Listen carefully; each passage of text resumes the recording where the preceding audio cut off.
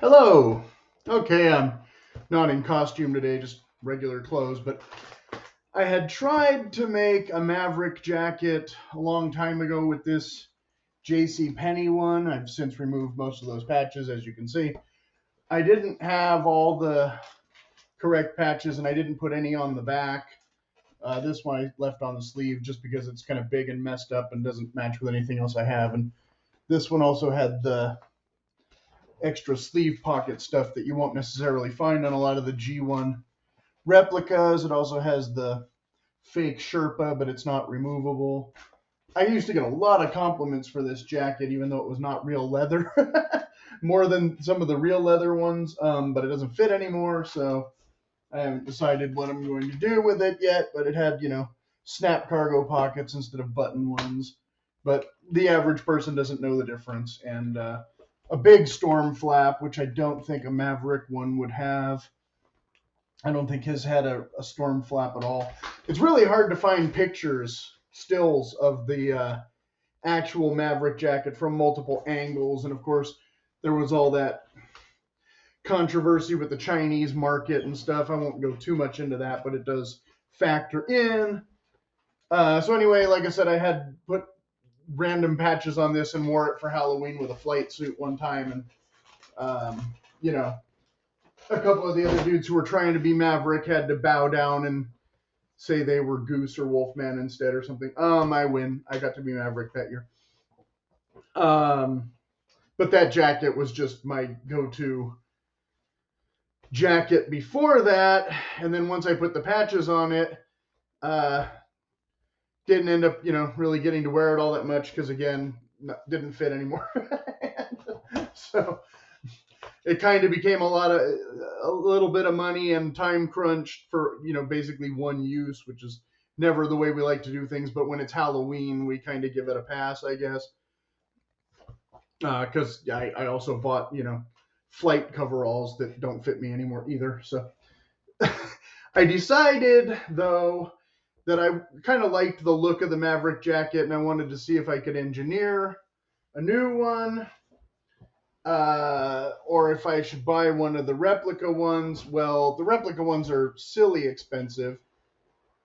And then there's the costume ones. The reason I put the patches on that one actually at the time was because I had bought one of the costume ones, and it was supposed to be an adult, like XL or whatever, around the same size or bigger than that one. And it was some little children's thing that, like, I couldn't even put it on, and the acetate all ripped in the sleeves and everything when I returned it. And I think that one cost like $90 at the time, which I thought was outrageous. Well, I ended up buying another one of those for $90 now, or slightly more, I think, just to get the patches off it. But it didn't still have all the accurate patches, so I had to buy multiple sets of patches and tear the patches off that jacket to try and make this jacket. But I was able to go on eBay and get this off-brand Burke's Bay. I've never heard of them. Made in China, a size large, so still maybe technically on the edge of the correct size, but I can still zip it up, unlike that other one. And was able to get most of the correct Maverick patches, and including back ones. But you can see this one, it says Indian Ocean Cruise and does not have the Japanese flag and the Taiwan flag and some other things that the certain markets found contentious. But I did find the Naval Aviator patch. I found another one that said Numal Aviator. I'm not sure what a Numal Aviator is. I don't know what I'm going to do with that. This American flag is slightly different. These patches are not the exact same size.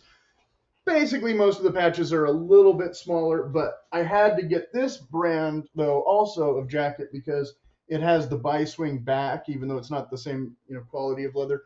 And it has this kind of yoke here in the way, but it doesn't have a seam down the back, which almost every decent A2 and G1 jacket for like less than $600 all seem to have a seam right down the middle here, including LL Bean. The old LL Bean ones that I'm always talking about how much I love them don't have. They might have the bi-swing back, but they don't have a seamless back for the patches. So that was something that I had to. And I still got a pretty good deal on this jacket, if memory serves. I think it was like $150 or something used. I don't remember. I didn't pay that much for it to break the bank for a jacket that I'll wear. Just the patches and the labor getting the patches all sewn. And then the people who sew the patches, especially when they're not the exact same size as the Maverick patches and you don't have decent stills to give them, they want to be creative with the placement of the patches. But in this case, there is a seam running down the arm in an awkward kind of place. So with the patches being smaller, that was okay that I bumped them a little bit forward. So you can kind of see them better from the front than having to see them from the side. But this is not the correct size Tomcat patch. This is not the correct size triangle patch. I think this patch is actually bigger than the original patch, but this one's smaller.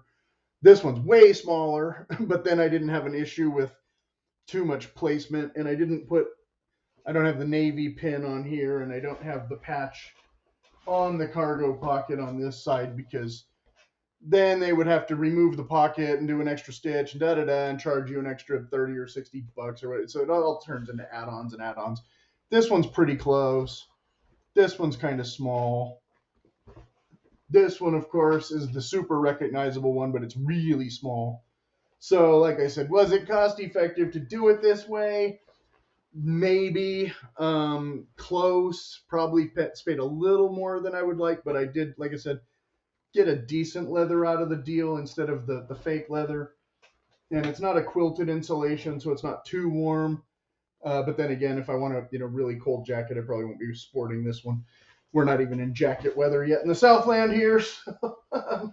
So overall, and like I said, I don't have the shearling collar, which on that jacket I actually do like, and like wet weather, kind of a little nice touch if it doesn't get soaked. It still kind of has a warming property, even though it's polyfill instead of wool or whatever. I don't know if the wool ones are actually any better.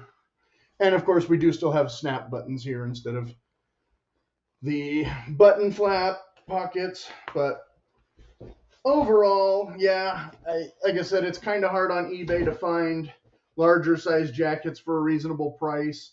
Seems like with any vintage thing or other thing, surplus items, stuff of that nature, you'll find medium and small for days, but large less, and then extra large less. So the bigger you get, the less you find, and you have to make do or spend way more. So that's about what I have to say about that. I can put some photos in the community, and I can field some comments.